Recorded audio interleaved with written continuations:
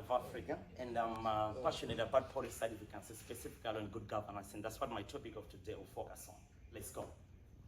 Kwame Nkrumah once said, "The forces that unite us are intrinsic and greater, more than the superimposed influences that separate us."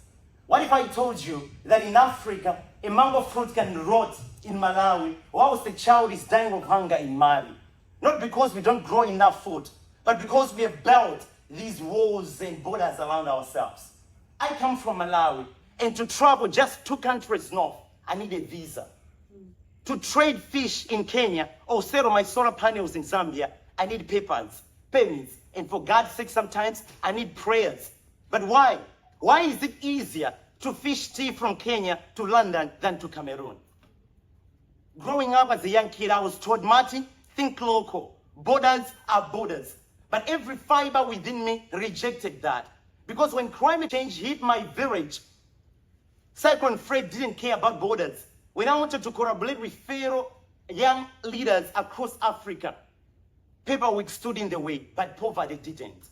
And when I stood at the United Nations headquarters last year, I didn't speak for Malawi. I spoke for Africa. And that's why today I stand here to echo a vision that was once whispered by Kwame Nkrumah, shouted by Nelson Mandela, and dreamed by Patrick Lumumba, the United States of Africa.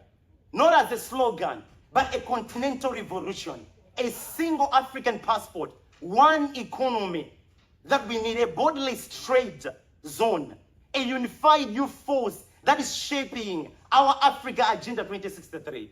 Do you know that trade between African countries is only 14%, and yet Europe enjoys over 60%? Our African potential is imprisoned by these invisible borders and walls that we have built. So how can we grow together if we are apart? Just imagine for a moment a Tanzanian engineer who starts his or her company in Morocco, a Malawian mango farmer who sells freely in Tunisia, an Africa where a South African programmer collaborates with a Senegalese developer. No borders, no wars, no queue. Colonialism didn't just draw borders on maps, they carved them in our minds. They told us you are Anglophone, you are Francophone. They gave us different currencies, laws, and languages. And we inherited these differences and divisions among ourselves instead of the dream. But the dream is not dead. That's why today Rwanda and Kenya have already removed visa requirements for all Africans. And the African Continental Free Trade Area is the largest trade bloc on earth by number of countries. Meaning the blueprint is already there. All we are missing and we need is the belief. I don't want to be walking around with a passport that limits my African identity. I want to live in an Africa that really thrives on one voice, one vision, and one future. So I commend and I plead with all the leaders and the policymakers out there, and yourselves and myself, that please let's go out there and build roads across regions and not faces around our flags. Let us educate our youth on Pan-African values and not colonial syllabus.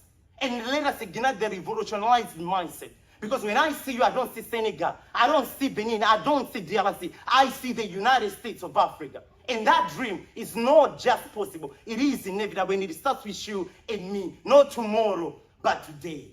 Amandla.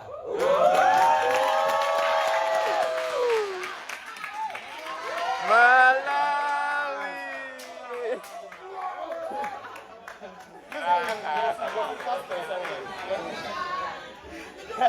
I can.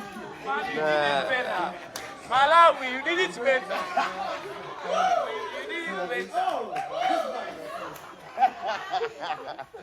Guys, I thought I was dreaming. I heard this thing last night.